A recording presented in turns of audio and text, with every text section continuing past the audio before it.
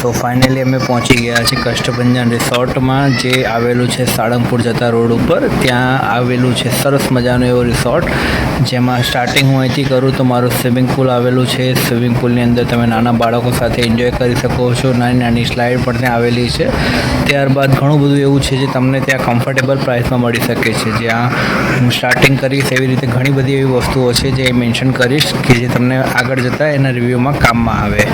ત્યારબાદ આ ટાઈપનું રિસોર્ટમાં સરસ મજાના નાની એવી સ્લાઇડો, સ્વિમિંગ પુલ અને ઘણું બધું એવું આવેલું છે, જ્યાં તમે તમારી ફેમિલી સાથે એન્જોય કરી શકો છો. પુલની સાઇઝ કદાચ 4 ફૂટની હશે, મે બી કદાચ, કેમ કે 4 ફૂટની અંદર તમે ત્યાં તમારા ફેમિલી અથવા બાળકો સાથે ત્યાં સ્વિમિંગ કરી શકો છો, નાહી પણ શકો છો.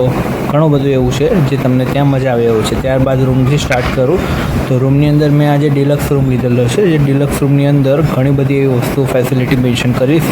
આ કદાચ એક જ એવો રૂમ છે જ્યાં રિસોર્ટમાં જે સૌથી ડિલક્સ અને સૌથી લક્ઝરિયસ રૂમ છે. જેમાં સ્ટાર્ટિંગમાં જોઈએ તો આ ટાઈપના સોફા છે બેસવા માટે સરસ મજાના.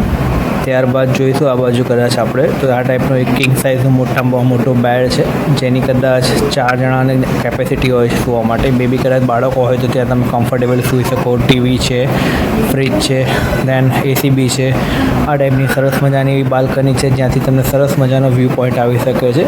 વ્યૂ પોઈન્ટની અંદર જોવું તો ત્યાં બાસ્કેટબોલનું ગ્રાઉન્ડ દેખાય છે, દેન બેડમિન્ટન માટે બી છે. તમે તમારી ફેમિલી સાથે ત્યાં એન્જોય કરી શકો છો. આ ટાઈપનો રૂમની સાઇઝ કેપેસિટી છે, જ્યાં તમે બધી જ રીતની ફેસિલિટી માણી શકો છો.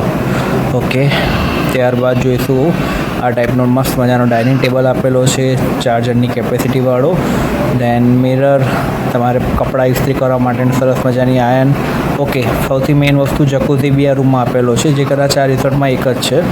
જકુઝી બાદ કદાચ જોવા જઈએ તો દરેક જાતની જે બાથરૂમની ફેસિલિટીઝ હોય, હેર ડ્રાયરથી માંડીને શેમ્પૂ વેમ્પૂ કદાચ જે પણ હોય એ બધું અવેલેબલ છે. દેન સાઇઝ જોવો કદાચ આ બાથરૂમની સૌથી મોટામાં મોટી સાઇઝ છે. ત્યારબાદ આ ટાઈપનું નાનું લોકર ફેસિલિટી બી આપેલું છે. લોકરમાં તમે કોઈ પણ વસ્તુ તમારી પર્સનલાઇઝ મૂકી શકો છો. ફ્રીજ છે, ફ્રીજની અંદર ઘણી બધી વસ્તુ એવી છે જે તમે સ્ટોર કરી શકો છો તમારા માટે. સરસ મજાના એ લોકો નાસ્તો બી આપે છે સ્ટાર્ટિંગમાં.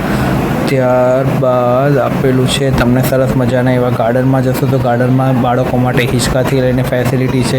સરસ મજાની સ્લાઇડ આપેલી છે, તો તમે આખો દિવસ એ આગળ પિકનિકમાં તમે સ્પેન્ડ કરવો હોય તો સરસ મજાનો એવો ટાઈમ સ્પેન્ડ કરી શકો છો ફેમિલી સાથે. ત્યાં જમવાની પણ સરસ ફેસિલિટી આપેલી છે, જ્યાં તમે તમારી રીતે ડાઇનિંગ અરેન્જ કરી શકો છો. ત્યારબાદ કદાચ ઇન્ડોર આઉટડોર ગેમની વાત કરું તો ઇન્ડોર ગેમ્સની અંદર ઘણી બધી એવી ગેમ્સ છે, જેમાં ચેસ છે, કેરમ છે, પૂલ છે. આ બધી વસ્તુ તમે રમી શકો છો.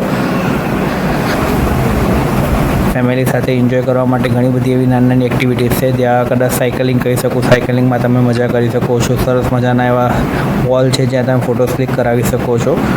ઇન શોર્ટ, 1 ડે પિકનિક માટે બેસ્ટ પ્લેસ સારામાં સારું કદાચ આ હોઈ શકે છે.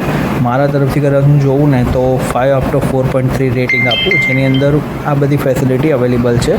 તો એ પ્રમાણે આ રિસોર્ટ કમ્ફર્ટેબલ છે અને પ્રાઇસ બી